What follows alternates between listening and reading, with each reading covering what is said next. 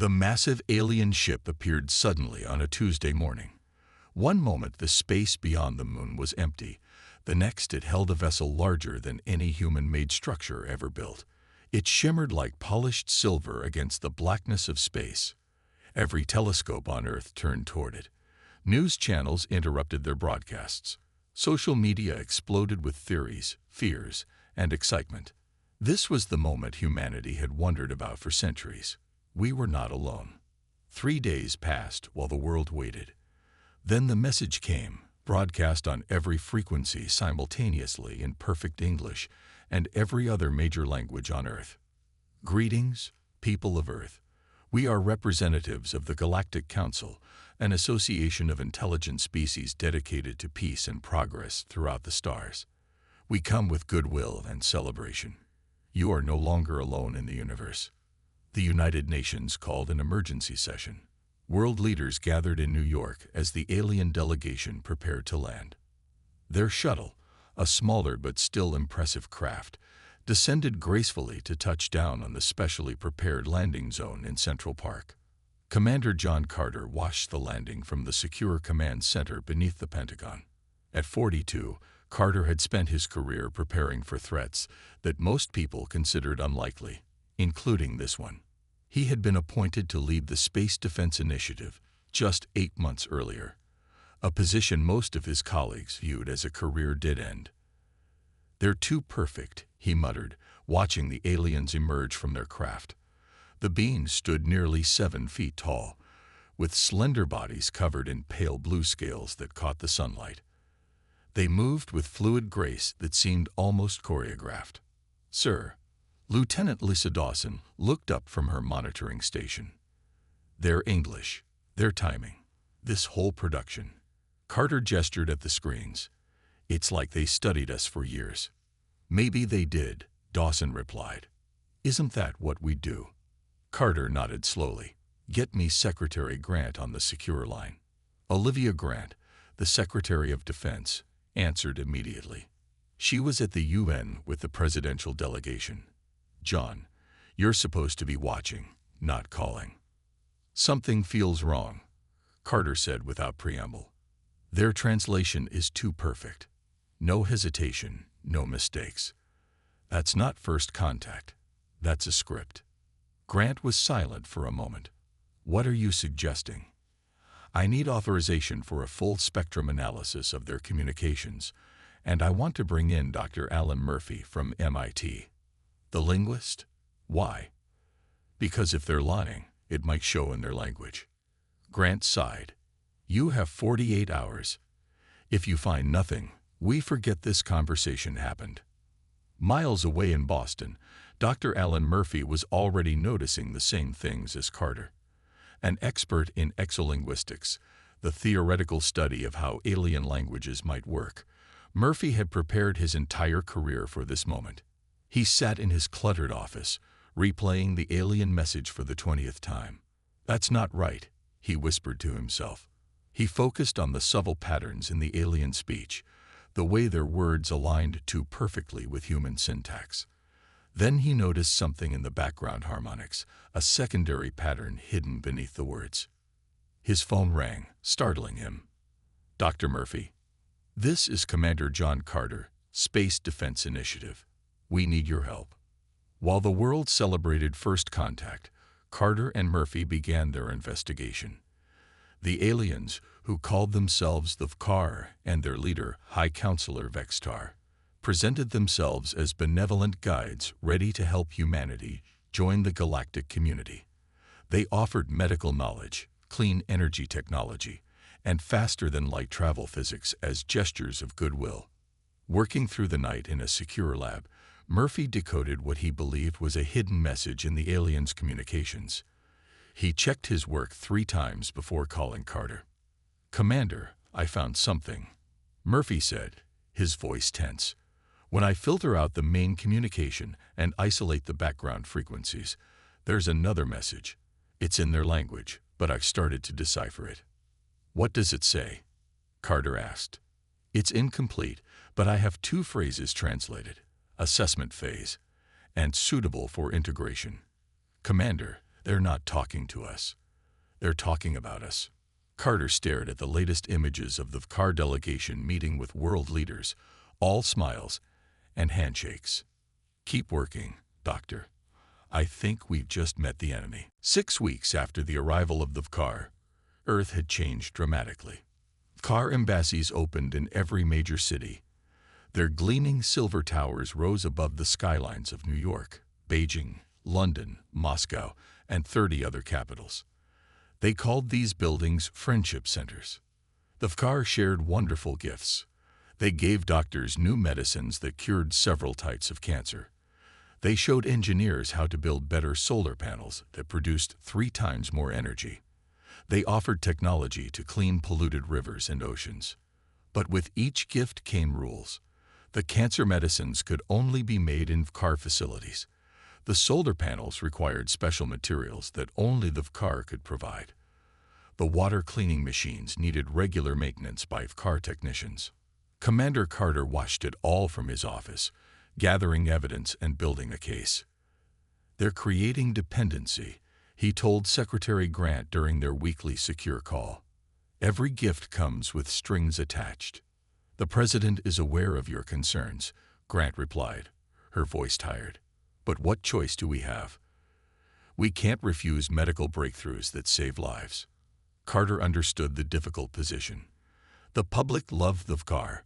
Approval ratings for politicians who worked closely with the alien soared.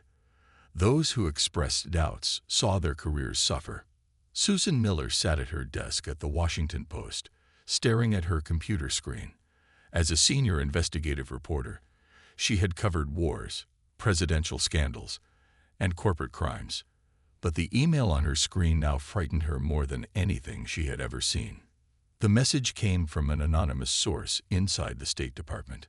Attached was a document with the Galactic Council seal, a file never meant for human eyes. The title read, Earth Integration Timeline and Resource Assessment. Susan's hands shook as she read it. The document outlined a 5-year plan to bring Earth under complete Galactic Council control. It described humans as remarkably adaptable, but easily manipulated through their desire for technological advancement. The final phase mentioned administrative absorption and resource extraction optimization. Susan encrypted the file and deleted the email. She needed help and protection. She remembered a Pentagon contact who had seemed skeptical about the car from the beginning. Commander John Carter. Their meeting took place in a small diner outside of Baltimore. Carter arrived with Dr. Murphy. I can't believe I'm saying this, Susan said quietly, but I think aliens are planning to take over our planet. Carter nodded. We've suspected as much. What do you have? Susan showed them the document on a secure tablet. Dr. Murphy studied it closely. This confirms our worst fears, Murphy said. But it also tells us something new. Look at this section on species assessment. They've done this before, 17 times with other civilizations. What happened to those civilizations? Susan asked. They're now resource planets fully controlled by the Council, Murphy said. Their populations serve as labor. Carter leaned forward. We need more evidence, and we need to find others who can help. The Vkar have friends in high places now. They agreed to form a small group to investigate further. Carter would use his military connections. Murphy would study Vkar technology. Susan would use her journalistic skills to find more information. As they left the diner, they noticed a black car with tinted windows parked across the street. It pulled away as soon as they spotted it. The next day, Susan received a call from her editor. The newspaper had been offered an exclusive interview with High Counselor Vextar. Susan was specifically requested to conduct it. They asked for me by name. Susan asked, feeling cold fear spread through her body. Yes, isn't it great? They said they admire your work, her editor replied excitedly. Susan forced a smile. That's wonderful. After the call, she texted Carter. They know. They're watching us. Carter responded immediately. Be careful. Act normal. We'll find a secure way to communicate soon. Susan stared out her apartment window at the Vkar embassy tower in the distance. Its silver surface reflected the setting sun, beautiful and menacing.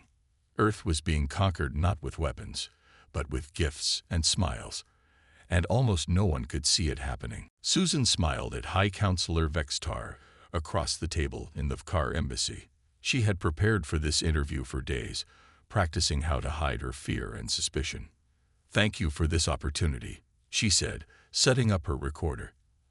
"Our readers are fascinated by the Galactic Council." Vextar's large, silver eyes studied her.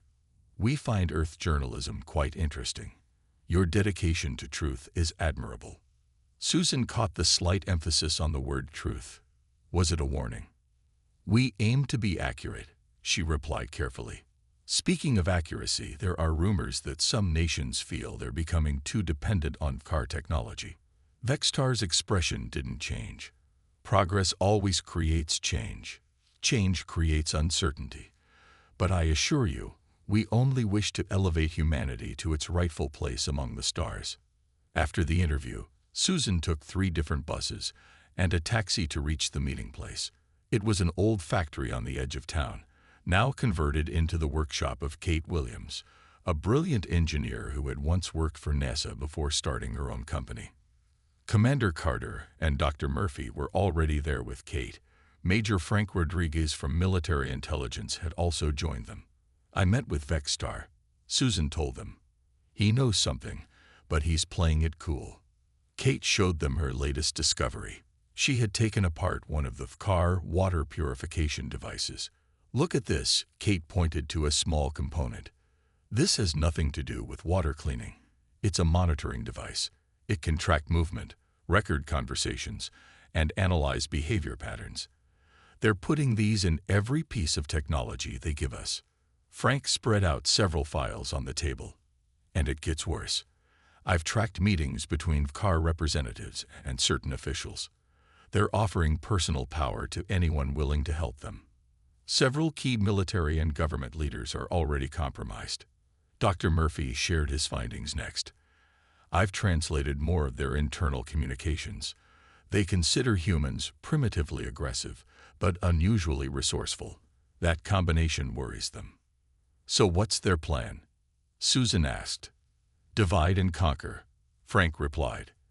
"They're secretly encouraging conflicts between nations. Look at these reports. The border tension between these 2 countries started right after the Vkar diplomat visited both capitals." Carter nodded. "And they're slowly weakening our military capabilities. Those defensive shields they offered us, they block our own weapon systems from working properly. We need to warn people," Susan said. "With what proof?"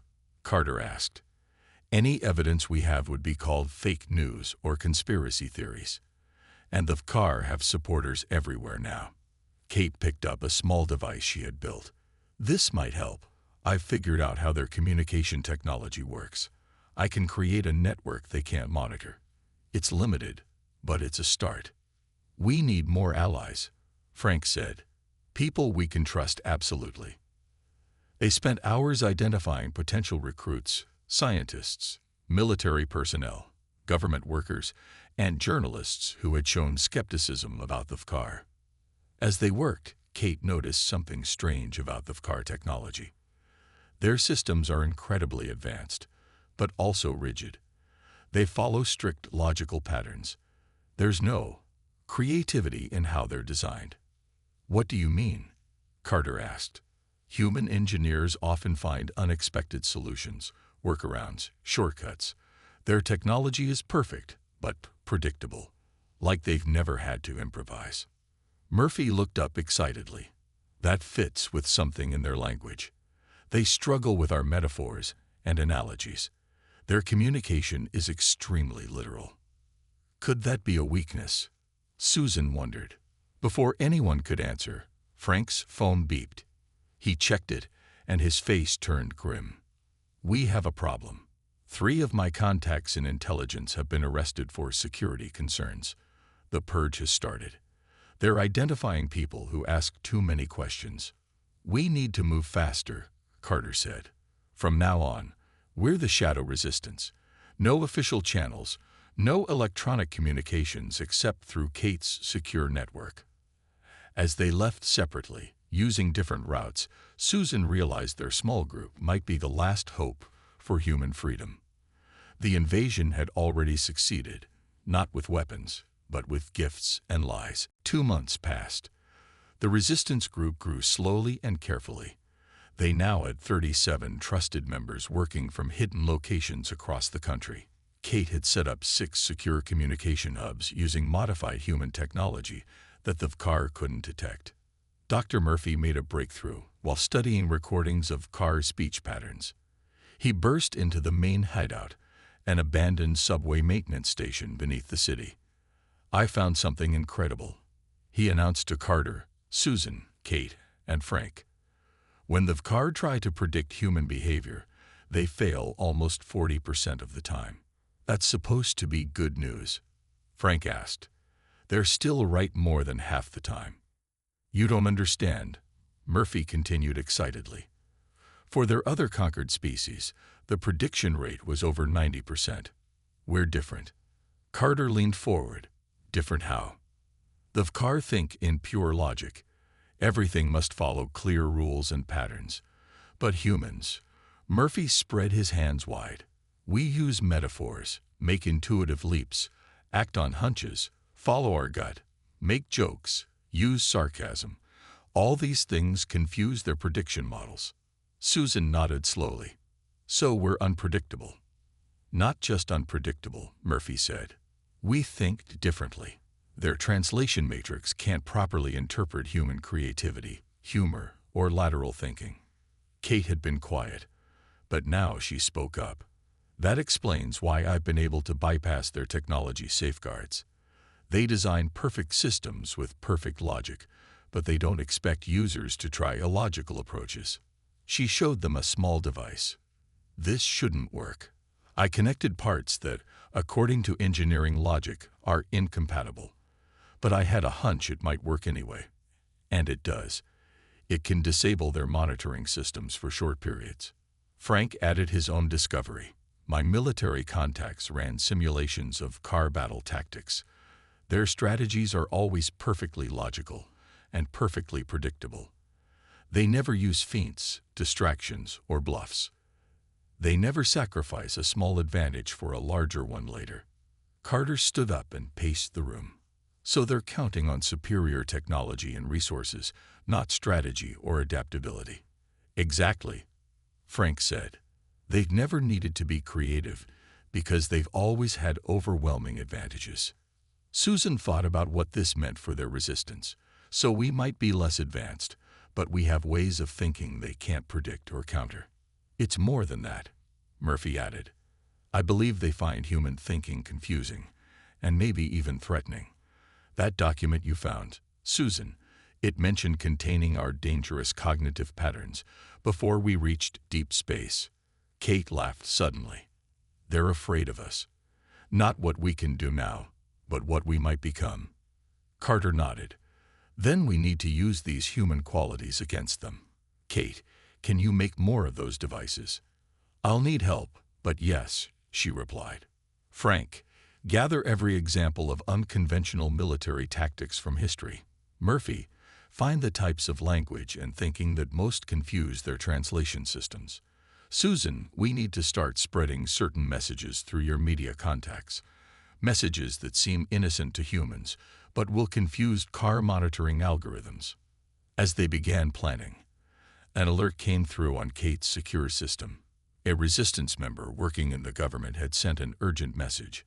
The VCAR had announced plans to install atmospheric regulation devices in every major city within 2 weeks. "What are these devices really?" Susan asked. Frank's face darkened. "According to my source, they generate fields that can selectively target nervous systems. They could incapacitate humans while leaving VCAR unaffected." "They're preparing for full takeover," Carter said grimly. Susan looked around at their small group in the dimly lit underground room. "Can we really stop them? They have massive ships, advanced technology, and centuries of experience conquering planets." Carter smiled slightly. "Yes, but they've never tried to conquer humans before. And we have something they don't understand and can't predict." "What's that?" Kate asked. "Humanity," Carter replied, in all its messy, creative, irrational glory. The plan was dangerous, but they had no choice. They needed to know the Vkar's true intentions. Carter, Kate, and Frank prepared to infiltrate the main Vkar ship still orbiting Earth. Dr. Murphy had created fake identification signals based on his study of car communications. Susan stayed behind to coordinate with their growing network of resistance members. "Remember, 10 minutes only," Carter told them as they boarded the small shuttle they had modified. "We get in, access their central database, and get out." Kate had reprogrammed a car shuttle they had captured during a rare supply mission to Earth's surface. The shuttle would transmit car identification codes that should get them onto the main ship undetected. As they approached the massive alien vessel, Frank whispered, "Do you think our fake IDs will work?" Kate nodded. The Vkar never expect deception. Their security is designed to detect weapons and technology, not false identity codes. Their shuttle docked automatically. The doors opened to reveal an empty loading bay. So far, the plan was working. They moved quickly through the corridors, following the map Murphy had created based on information from previous resistance operations. They reached the central information hub without encountering any Vkar. Kate connected her device to the alien computer system. "I'm in," she whispered after a few tense moments. Downloading their main database now. As files streamed into Kate's device, images began appearing on the screen. They showed planets being stripped of resources, alien populations working in mines and factories under Vkar's supervision. Entire ecosystems transformed to suit Vkar needs. "Look at this," Frank pointed to one file labeled Species Management. The file contained holographic records of how the Vkar had systematically conquered 17 other civilizations. Each followed the same pattern: first contact, technological gifts, increasing dependency, and finally, complete control. One record showed the leader of an alien world signing what appeared to be a surrender document. The alien's hands shook as it signed. "They call this administrative absorption," Kate said, reading the Vkar text. "They believe they're the rightful rulers of all lesser species. They don't even see it as conquest, just putting things in their proper order." Carter found another file. Earth is listed as Phase 3, Final Integration. The date is 2 weeks from now. An alarm suddenly blared. Red lights flashed throughout the corridor. "They've detected us," Frank said. "Keep downloading," Carter ordered Kate. "Frank and I will hold them off." As Carter and Frank prepared to defend their position, Kate worked frantically to complete the download. The information they were gathering would be crucial to convincing Earth's leaders of the true threat. Carter heard the sound of car security forces approaching. He and Frank took positions at the 2 entrances to the information hub. "Almost done," Kate called. 90% complete. The first car security team rounded the corner. Carter fired his modified weapon, which used frequencies Kate had discovered would temporarily disrupt Vkar neural systems. The aliens stumbled and fell. "Hurry," Frank shouted as more Vkar approached from the other direction. "Download complete," Kate announced. She disconnected her device and rushed to join them. They fought their way back toward the shuttle bay. Twice they were nearly captured, but the Vkar were clearly confused by the humans' erratic movement patterns and unpredictable tactics. As they reached the shuttle, a final group of Vkar blocked their path. Kate stepped forward with a small device in her hand. "Get on the shuttle," she told Carter and Frank. "I'll hold them off and join you in a minute." "We're not leaving you," Carter insisted. Kate smiled sadly. "Someone needs to deliver this information to Earth. Go, that's an order." She pushed them into the shuttle and sealed the door. Through the window, they watched as Kate activated her device. A bright pulse of energy spread outward, disabling the approaching Vkar. But Kate collapsed too. As their shuttle broke away from the main ship, Carter and Frank watched in horror as car reinforcements surrounded Kate's motionless body. "She sacrificed herself for us," Frank said quietly. Carter clutched the data device containing the evidence they had risked everything to obtain. Then we better make sure it wasn't in vain. Carter and Frank returned to Earth with their precious data. The Resistance gathered in their underground base to view what Kate had sacrificed herself to obtain. Susan prepared to broadcast the evidence globally using a network of independent stations that remained free of Car influence. Before we do this, we need to understand what will happen, Carter warned the group. The Car will deny everything. Their human allies will call us liars and terrorists. We'll be hunted by both alien and human forces. We have no choice, Susan replied. In 2 weeks, those atmospheric regulators will be active. We'll all be under their direct control. Dr. Murphy finished analyzing the Car data. There's something else here. Something Kate managed to download that I don't think even she realized. He showed them files containing the Car's biological assessments of humanity. According to this, the Car are genuinely afraid of us. Not what we are now, but what we might become. Afraid of us? Frank looked skeptical. They're centuries ahead of us technologically. Yes, but they've noticed that human development is accelerating at a rate they've never seen before, Murphy explained. Most species take thousands of years to advance from basic tools to space travel. We did it in a few hundred. They call us dangerously adaptive. Susan studied the alien text. That explains their rush to contain us before we develop further. Carter made the decision. Broadcast everything. Now, Susan's team activated their emergency broadcast system. Around the world, television signals, internet streams, and radio broadcasts were interrupted by the evidence from the Car ship. People saw images of conquered worlds and alien plans for Earth's future as a resource colony. The response was immediate and overwhelming. The Car issued strong denials, claiming the footage was fabricated. Their human allies and governments worldwide ordered the arrest of anyone spreading dangerous misinformation. But the truth was out, and it spread faster than it could be contained. Then came the unexpected development. Nations that had been suspicious of the Car from the beginning offered protection to resistance members. Countries that had been rivals for decades began secret communications, sharing intelligence about Car activities within their borders. In a hidden military base in the mountains, representatives from the United States, Russia, and China met secretly. "We've been enemies for a long time," said the Russian general. "But we now face extinction as a free species." The Chinese diplomat nodded. "Our countries have different systems and values, but we all wish to remain human." Similar meetings happened around the world.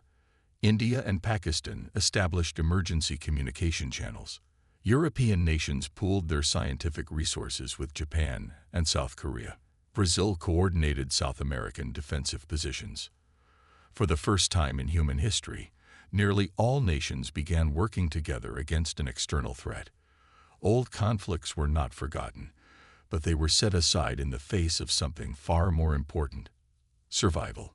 High Counselor Vextar watched these developments with growing concern. This had never happened before. Previous conquests had relied on exploiting divisions among the target species, yet humans were rapidly forming alliances despite centuries of conflict.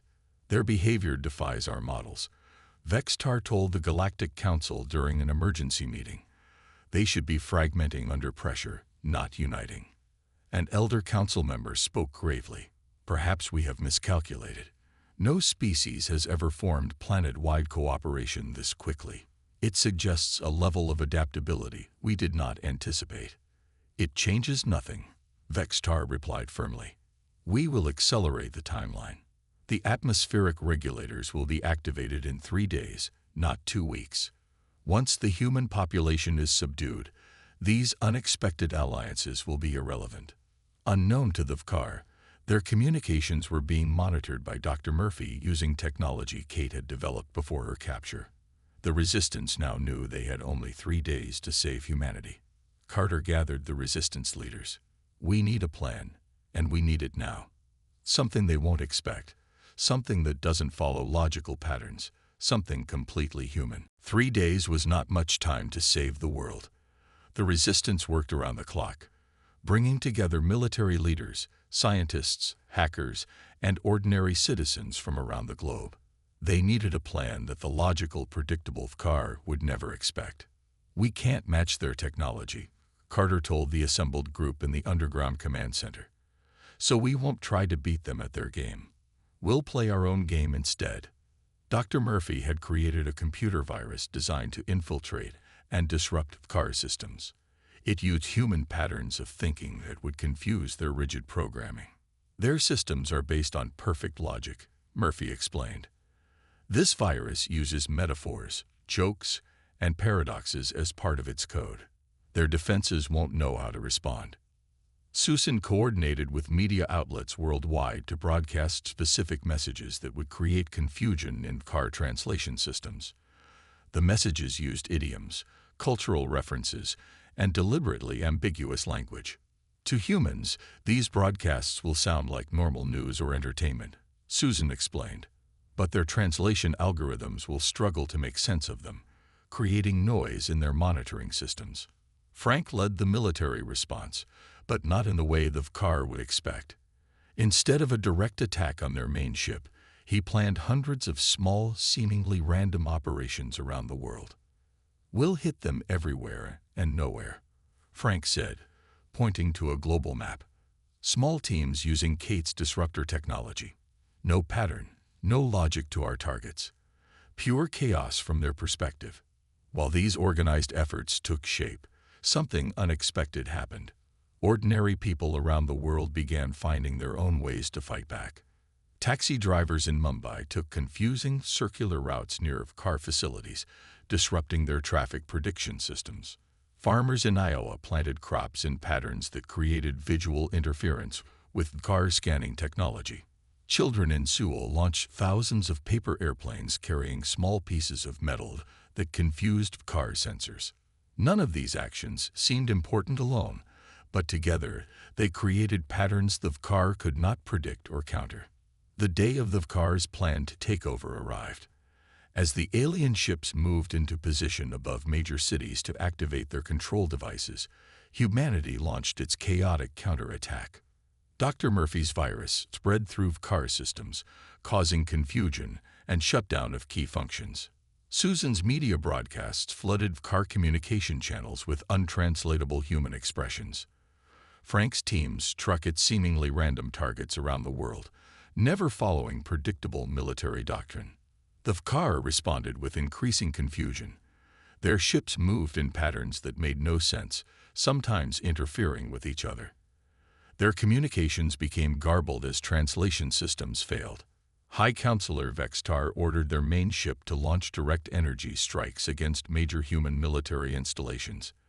But as the weapons systems powered up, nothing happened. "What is the malfunction?" Vextar demanded. "Unknown, High Counselor," replied a subordinate. "The systems show as operational, but the weapons will not fire." What the car didn't know was that Kate Williams hadn't died during the infiltration mission. She had allowed herself to be captured, knowing the car would bring her to their main ship for questioning. While pretending to cooperate, she had planted devices throughout the ship that now disabled their offensive capabilities. On Earth, the atmospheric regulators the car had installed began to activate. But instead of controlling humans, they emitted signals that disrupted car neural patterns. The aliens had been tricked into installing devices that weakened their own people. Carter watched from the command center as reports flowed in from around the world. The car plan was falling apart in the face of humanity's unpredictable, multi-layered response. "It's working," he told Susan and Murphy. "They can't adapt fast enough to our chaotic strategy." "Because it's not really a strategy in their understanding," Murphy replied. "It's just humans being human, creative, unpredictable, sometimes irrational, but incredibly adaptive." Frank rushed in with new information. "The car ships are pulling back. They're retreating to high orbit, and we're getting strange signals from other parts of the galaxy." "What kind of signals?" Carter asked. "Messages from other species under car control," Frank said excitedly. "They'd been watching what's happening here. Inspired by us, they're starting to resist too. The HFY retreated from Earth's orbit in disarray. Their perfect plan had fallen apart in the face of humanity's unpredictable response. The main Galactic Council ship sent an emergency message to their homeworld, requesting reinforcements to deal with what they called the human problem. But they had bigger problems now. The signal that Frank had detected grew stronger. Across 17 worlds previously conquered by the Council, populations rose up against their HFY rulers. Inspired by Earth's successful resistance, they used similar tactics, unpredictable, creative, and impossible for the logical HFY to counter effectively. 1 week after the failed Earth takeover, a small HFY shuttle approached the International Space Station. It carried a single passenger, Kate Williams. "They let me go," she explained after an emotional reunion with Carter, Susan, Murphy, and Frank. "Not as a gesture of goodwill, but because they're in total chaos. Rebellions are spreading faster than they can contain them." Kate had learned much during her time on the HFY ship. The Council has ruled for thousands of years using the same patterns of conquest. They'd never had to change their approach because it always worked, until they met humans. Reports from space monitoring stations confirmed Kate's story. The HFY fleet had withdrawn from the solar system entirely, rushing back to their core territories to deal with the spreading rebellions. 3 months later, an unexpected message arrived from deep space.